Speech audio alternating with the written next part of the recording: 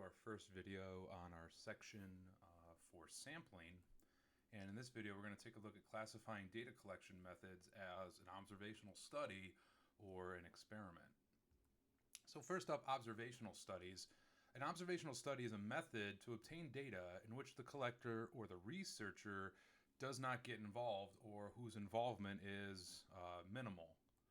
Observational studies try to take as much of a hands-off approach as possible. Now, that's not to say that the researcher doesn't have anything to do with the study. They may have to gather the information maybe through questionnaires, surveys, or observations, but really they're just there to observe behavior and take notes, maybe write down verbal response to questionnaires or surveys.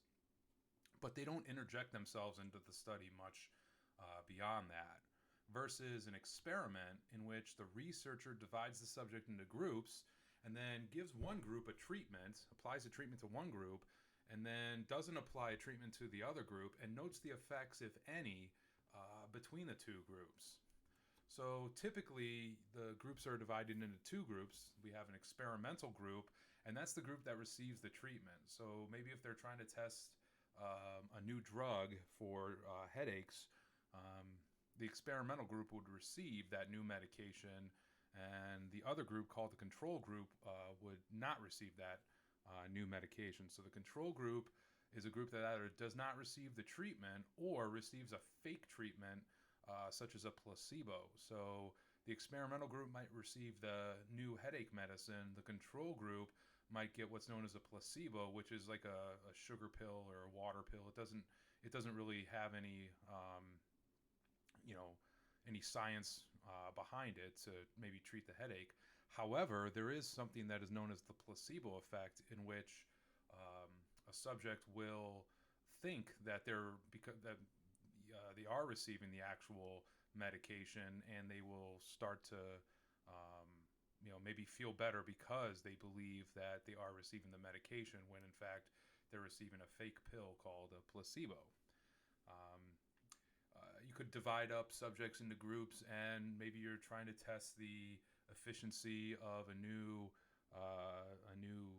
educational method, and you give one group that educational method for a class, maybe a statistics class or any other class, and then another class doesn't receive that, and you compare the results of how well they learn the material. So again, another example of an experiment. So example one, we're going to classify each as either an observational study or an experiment. So a survey of 1,000 people was conducted to determine the best dog breed. So what do you think? Is this an observational study or is this an experiment? Sorry, Sly, that's my dog. Well, here we're just asking people what the favorite, the best dog breed is, and in this case we're just kind of getting answers and taking notes. It's an observational study. By the way, the answer to the best dog breed is all dog breeds, because all dogs are awesome. Part B here, we have 83 patients are given a new anxiety medication and 75 patients are given a sugar pill. So here we're dividing the subjects up into two groups. We're giving one group some new anxiety medication, and another group we're giving a sugar pill or a placebo. This is the classic definition of an experiment, because we are dividing them up into two groups, giving one group a treatment, and the other group, the control group, is not receiving any treatment, or they're receiving a fake treatment in the form of a sugar pill. With our part A, we didn't divide them up into two groups and test the effects of treatment on one group versus the other. So that's why part A is an observational study. All right, that about does it for this video. Thanks for watching, and I'll see you next time.